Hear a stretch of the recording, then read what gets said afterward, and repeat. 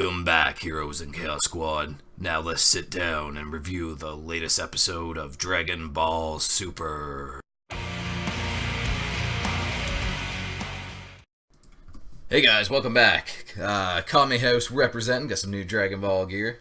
Pretty sweet. But anyways, let's review the latest episode of Dragon Ball Super. I was kind of MIA last week, was really busy playing some baseball, fracturing the old wrist a little bit.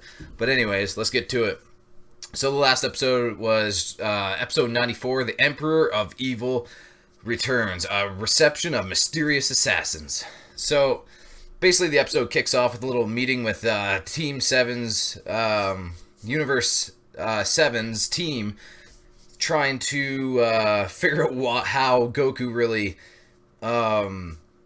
recruited Frieza so easily. They were like, I don't really understand how you got him to agree to just 24 hours so simply. And they're like, what did you promise him, Goku? Like, what are you up to with all your shenanigans, lying to people kind of thing? They kind of sensed he was up to no good. He told them that basically, I promised him that I would resurrect him with the Dragon Balls if we stayed alive and won the tournament. And everybody's like, you promised him what? Krillin shoots water out of his mouth like a freaking Squirtle. Kind of looks like a Squirtle too now that I think about it. And Whis kind of just chimes in and says, I think your least of your problems is Frieza being alive. You know, the universe is just about to be erased, if not, right? And everybody's like, yeah, okay, good point. I see what you're saying. Kind of skip forward and we see Universe 4 God Destruction, Quintella, I think is how you pronounce his name, conspiring with Universe 9 God Destruction, Sidra, trying to tell him that, if Universe 7 recruits Frieza, this guy's like evil as hell. He'll blow up a planet with no remorse, regrets, anything like that, and without even flinching. He's super strong. Basically, Universe 7, they're going to be a pain in the ass, so we got to stop them in their tracks kind of thing. So he's like, all right, yeah. And Quintella's like, you probably got some disposable dudes that, even if they're caught, they can't really be traced back to us. And so he talks him into it, and he's like, yeah, I'll do it. And then we see Master Roshi training up in Kame's lookout.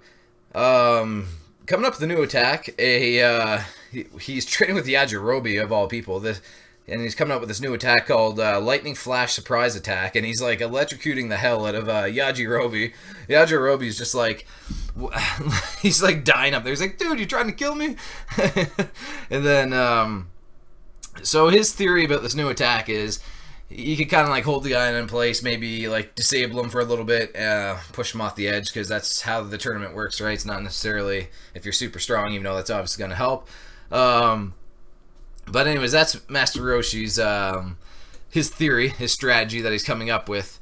And then he's like, all right, I'm good. I'm ready to go. Jumps up on the ledge, and we kind of see him start to pose like he's about to fly off. And I'm like, what? Since when can he fly? And literally right when I thought that, he was just like, I can't fly. What the hell? What am I thinking? I was like, that was so strange.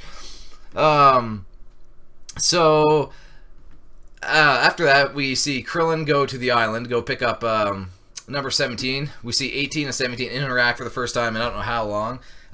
17 says hello to Maron with one R, and then she's like, it's Maron with 2 R's. Like, didn't sound anything different at all. And then he was like, oops, my bad. And she's like, I'll kill you if you get it wrong again. I was like, whoa, man, shots fired.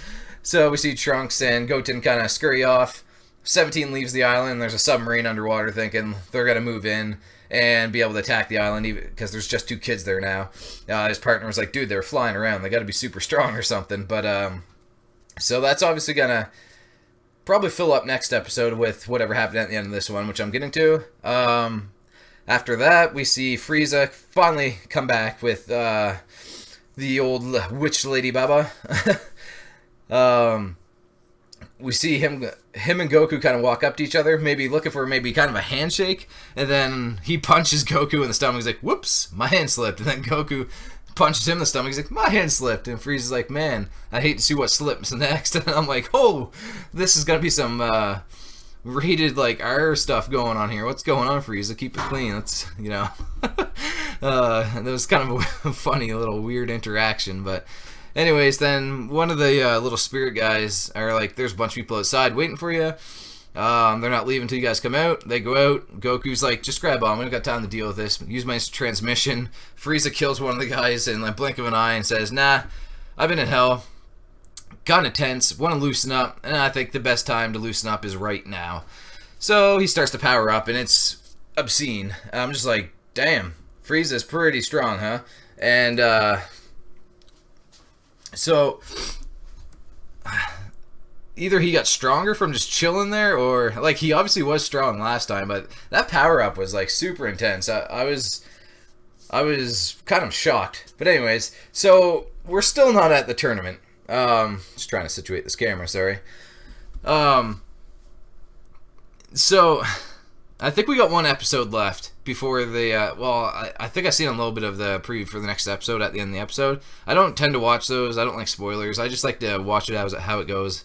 But even if I didn't see a glimpse of it, we have one more to go before the Tournament of Power actually kicks off, because we are going to see Goku and Frieza fight all these guys. They're probably going to obviously kill them all. And then they'll go meet up with Beerus, who's getting super impatient, like, what the hell is taking them so long?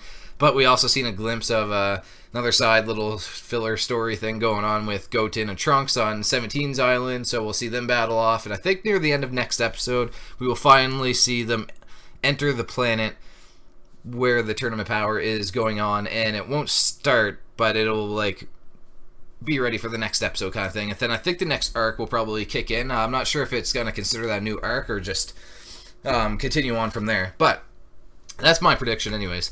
So it was a pretty good episode. It was a little bit draggy, but we're all kind of used to that if we're a Dragon Ball fan, because, you know, the Frieza arc, Goku took forever powering up, or he had all the little filler things, the whole driver's license things in Dragon Ball Z. Dragon Ball had its own kind of like things, but it took a long time for things to happen. It's nothing new, and we should be used to it kind of thing. But I think they're doing it in a good way. They have to introduce each of the characters. Like, they're giving almost an introduction for each fighter, his own episode kind of thing, like, of the recruiting process, which is fair enough. You know, it's actually not being absurdly slow now, that if you kind of look at it in that aspect. So yeah, and it's going to be really interesting. I think a lot of people are thinking the same thing I am. Is Frieza going to portray Universe 7 in the tournament? It doesn't really benefit him to do that unless he strikes some kind of deal with another universe to, like, kind of save him. But that doesn't seem like Frieza would do it. I don't think Zeno would also allow that. So I don't think he's going to betray them, because he also has that deal with Goku now to resurrect him. But it seems like that even goes against Frieza's pride, being resurrected by a Saiyan. But I don't know. We'll see about that one. And another thing that a lot of people are probably, if not I am anyways, is how much of a use is Master Roshi, Krillin, Tien, and them going to be in this tournament where, you know, some of those guys were given Super Saiyan Gohan. I don't think did he go Super Saiyan 2 in that fight? It's been a little while since he fought those dogs, but I don't think he did. Obviously Gohan wasn't at his, like, even half of his potential in that battle, but even Gohan at a quarter of his potential is stronger than Master Roshi or Tien or Krillin or something like that, you know what I'm saying? So that's going to be interesting, and I'm really waiting to I want to see how this pans out. Like, their expertise in fighting and martial arts, like, skills and, like, analyzing what they should do, like, their strategy is going to be very useful, I think, as, you know, Goku sometimes is a little bit of a blockhead. But yeah, that's what I think anyways. And I'm kind of curious to see what you guys think as well on those subjects. But I'm going to give the episode about an 8. Maybe even an 8.5, but I'm going to stick with 8. It wasn't mind-blowing or anything like that, but I think it was needed. It was kind of cool to see, you know, Frieza's up to his old self, just, you know, doesn't give a shit about anything, and just killing people and only caring about himself. And we're finally progressing to the end of this little wait here. So, anyways, that's what I think. I want to hear what you guys think, and I'll be back next week for another weekly review, and I won't miss the next one. So, anyways, Chaos signing out. Let me know down below what you think. Thanks, guys.